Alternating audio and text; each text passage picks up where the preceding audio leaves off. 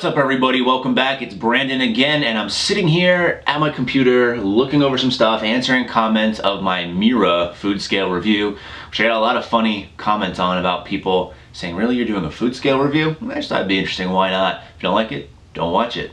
Problem solved. But getting back to the main point here, I'm sitting here and I thought, I haven't done one of these Sunday conversation videos in quite a long time. It's been several weeks because of everything that's been going on, with last weekend kind of being my birthday weekend. Again, a big thanks to everyone who wished me a happy birthday via Facebook, Twitter, Instagram, all sorts of stuff. Some of you guys have my cell phone number, so I appreciate that, and don't ask if you can have it if you don't have it, because I probably won't give it to you, only because it's kind of weird a little bit. And my girlfriend would probably yell at me. If she sees this, she's probably going to yell at me for actually just saying that, so maybe I should edit that out. But thank you for that. The weekend before that, it was New Year's, and the weekend before that, it was Christmas, so it was really tough for me to really sit down and find time to do one of these videos, only because there was a lot going on, both socially and with some of my family members being in town here in Rhode Island where I am, and I don't get to see them as often as I would like, so I really wanted to spend some time with them, so my apologies. But Sunday, Redskins got eliminated last weekend. I have a free Sunday, even though there are some great games on this weekend. I'm looking forward to watching it football-wise,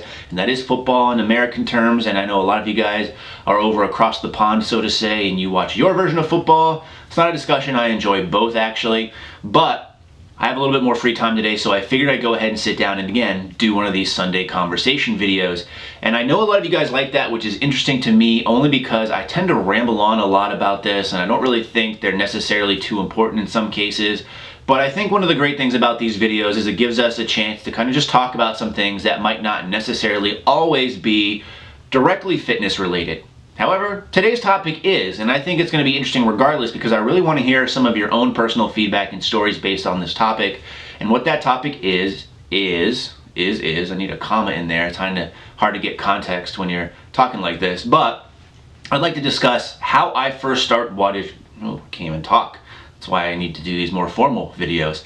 How I first started watching some of these fitness-oriented YouTube channels, and I want to talk about the first one I ever started to watch. Now, I will say I think I'm in a little bit of a different category than a lot of the people who watch this channel, only because I feel like, based off my conversations with you, a lot of you guys first start getting into these fitness channels only because you're trying to learn how to do things initially, meaning you don't have a lot of necessarily background training under your belt, and you're trying to get some tips, some tricks, maybe some supplement information, all sorts of things, and that's what you really turn to these videos for. Now, in my scenario, even though I've been watching these YouTube channels for years and years and years on end since YouTube first came into existence, I had a good amount of training experience under my belt. Now, that's not to say that I was necessarily doing everything optimally. If you've watched any of my videos about Confessions of a Bro, you'll know I did a lot of stuff that was pretty stupid, and a lot of it actually wasn't too long ago. So one of the great things I like about this whole fitness, health stuff is there's always stuff coming out saying this is how you can improve it, or this is how things differ.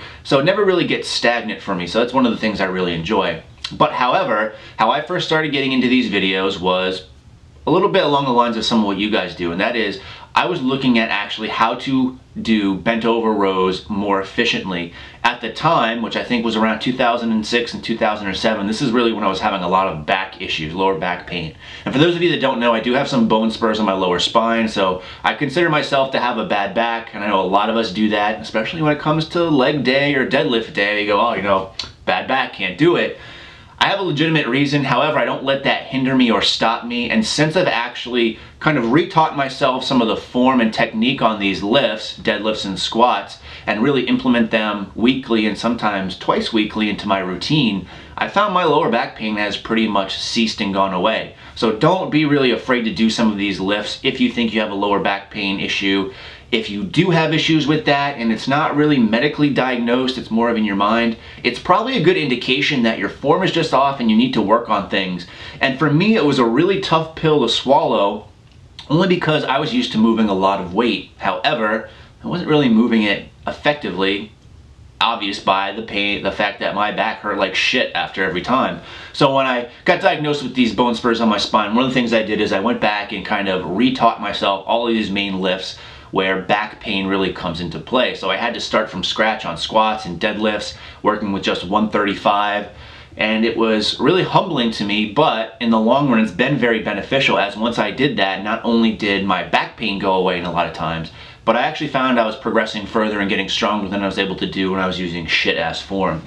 So as part of this, one of the things I wanted to look into was doing bent over rows better, because I found that that was one of the exercises that really kind of left my back feeling tight afterwards. So what did I do? I went onto YouTube and I looked up bent over rows.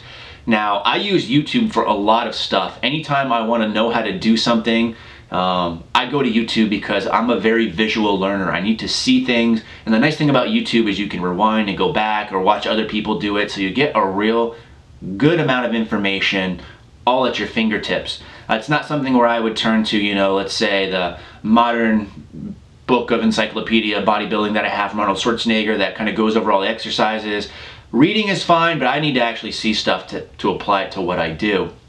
And this is actually evident by recently I had some issues with my car. I got a quote for like, it needed $1,300 to $1,500 worth of work. All this stuff needed to be done. Instead, what I did is I went on YouTube, I looked up how to do it, I got all this stuff, and I probably saved myself about $700, $800 doing it myself here in my garage. But that's another story.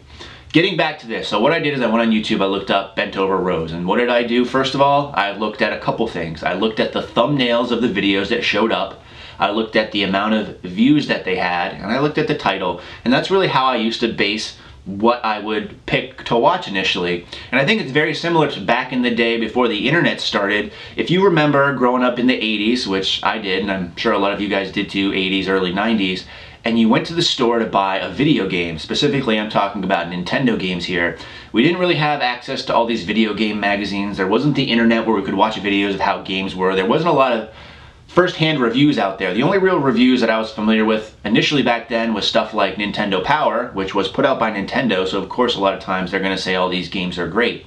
So what would happen is we'd go to the store and you'd judge based off of the cover and what's on the back, how it looked like. And oftentimes the cover really had nothing to do with the game. They didn't show you the graphics on the cover or anything like that. Of course on the back they did and they described it, but you didn't really get a sense of what you were going to pick up. And that's exactly how I felt with some of these YouTube videos.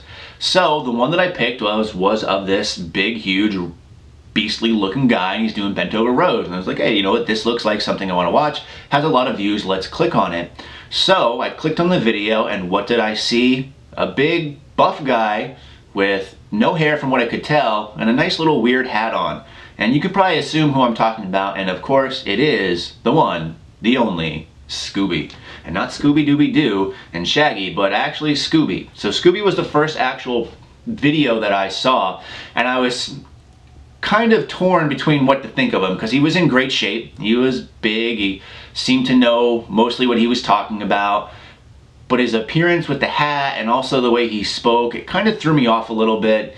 And I hate to say it like that, because when you look at me and you watch my videos, what am I wearing? I'm wearing a hat. And a lot of times I'm wearing like a jersey, I have these tattoos, I know a lot of people think automatically, oh, this guy's a bro, he's a douchebag. So I can't help but say it though, because a lot of times when we just have that visual cue to start off with, that's the only impression you really have. And what I did is I watched some of his videos, and I watched his bent over rows and all this other stuff, and I watched a lot of his other things, and I subscribed to him. So he was, I think, probably the first person I subscribed to as well. But that's how I initially started watching videos. Now, as far as my opinions go on Scooby today, and even back then, he has some good information, and he also has some information that I probably wouldn't necessarily always agree with, but that's okay. One of the things that I really appreciate about him and his channel is the fact that he is a big motivational figure for people watching these videos. Meaning, yes, true, if you know certain things about nutrition and training and science and research, a lot of the information that he puts out isn't necessarily always right.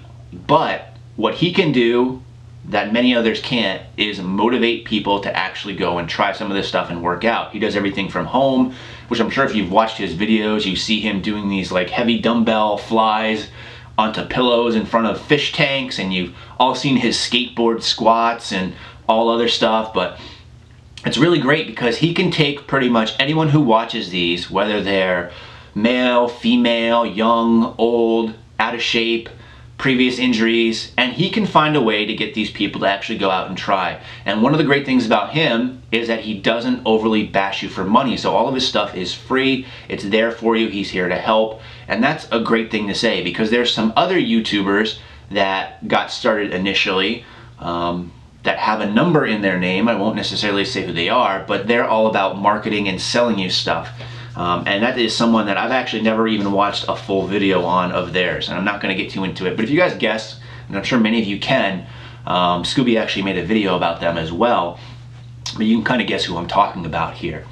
So Scooby is the first person I watched, and it's still something I watch here and there. I love his cooking videos, not because he has good recipes or anything like that, just because it's so entertaining to me to see this guy.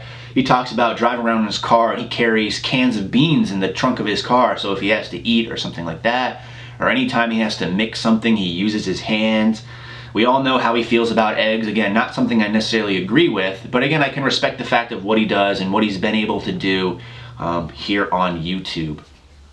So Scooby is the man in my opinion, but it's not someone that I watch all the time still. I don't know how often he puts out videos anymore. I'm sure he still does a lot. I just don't really pay a ton of attention to them, because oftentimes when I'm watching videos or anything on my computer, even on my phone, it's usually out loud, or there's people around, or people can see potentially what I'm watching even if I have headphones on, and for them to walk by and see me watching this older man, so I think there's no doubt about it, Scooby's late 40s, 50s, I don't know how old he is for sure, but you see him standing there. He's a big guy, but he always has his shirt off, always has his hat on, and even I think, I don't know if it still is the case, so the background of his channel used to be like people with their shirts off and stuff.